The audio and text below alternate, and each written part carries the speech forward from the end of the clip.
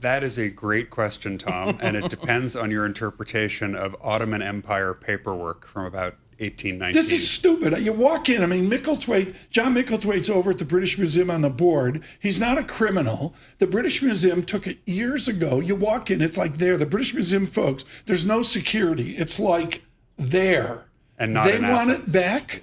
They do. The Greeks want it back. The Greeks have been asking for those back for about 100 years, and they have not really gotten anywhere with the British Museum or the British government.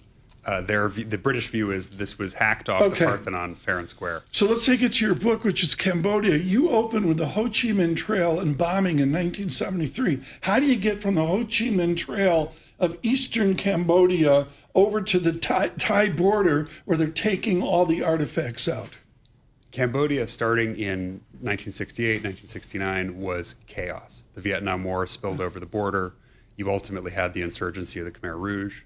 And in this civil war, which lasted 30 years, 1968 to 1998, everyone needed to fund themselves. And one of the ways that the Khmer Rouge and others could fund themselves was breaking into ancient sites like Angkor Wat, all the places people are familiar with, and stealing everything inside. And it turns out people in, among other places, New York City, were willing to pay top dollar for what they got.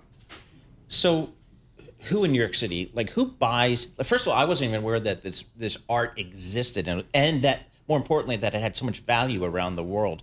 So do museums buy this stuff? And if so, do they care where it came from? How does that work? The big museum buyer in the US was the Met. Okay. And the Met, starting in the 70s, tried to build a world-class Asian art collection, and they did. And they had deeper pockets than anyone else, so they could soak up a lot of this demand, a lot of this supply. But there were also individual buyers who were very prolific. A big one who comes up a fair bit in the book was Jim Clark, the co-founder of Netscape.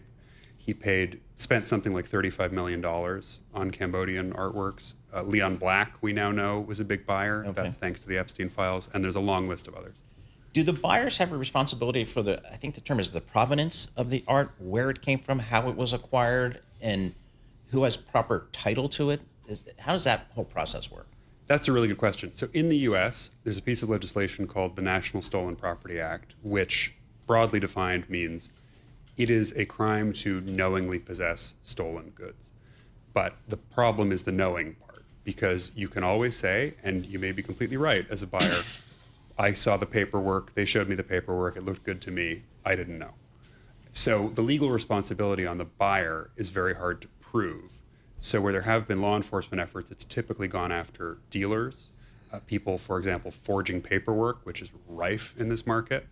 And that's where you can charge things like fraud. Who are the police? Who are the people going after the dealers up Madison Avenue, Thomas Hoving and what he did at the Met, or 14 other museums? Who is the police out there trying to track all this stuff down?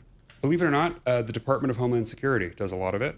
There is something called a cultural property unit in DHS, and they're interested in it for reasons, a simple reason, which is a lot of it involves customs violations. Okay. And then terrorism finance. So you're the one guy I know who's probably been to the museum in Cairo that just opened, this magnificent Egyptian miracle museum. Are they going to open a museum in Cambodia now that this has all happened, or is it such a blown up poor country, it's not equivalent to Cairo, it's not equivalent to the Met on Fifth Avenue? They're trying to. They've gotten back about 1,000 works, mostly from the US. So the existing museum is crammed full. They're going to need something new at some point. So that's their next big project. What has the Met said about their role in this? The Met made a deal with the Department of Justice in 2023 to give back, it ended up being 16 pieces from that part of the world connected to this dealer who's the central character in my book. The view of the Met is this draws a line under the whole matter. They've now done what they have to do. The Cambodians feel differently. The bad guy in your book, is it Langford? Latchford, Douglas Latchford. Latchford, okay. Which actor, I mean, this is the one book we get where the movie rights are going to be sold. Exactly. When Matt Campbell sells the movie rights here, which actor is going to play Latchford? You could see a kind of Ben Kingsley playing Latchford. Okay, I like it. I like it. Ben Kingsley in Bangkok in the 70s and 80s. I could see that. Are you seriously, are you safe? I mean, there must be a lot of people unhappy with this book. There were definitely people unhappy with this book. For the most part, not the kind of people who would try and kill you. That was my last book.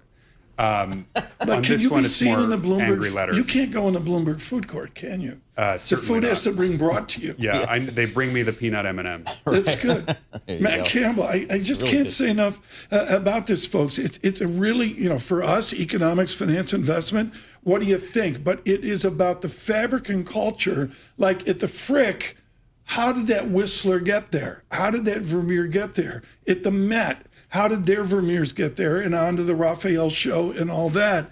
Except this is the real deal. This stuff was taken out of Cambodia. The man who stole the gods, Matt Campbell, an important 300 pages here. And it is, I'm serious about the movie thing. Ben Kingsley would be brilliant. That's a good call. I'm taking that to the producers right Take now. it right there. It says Netflix. Matt Campbell, thank you.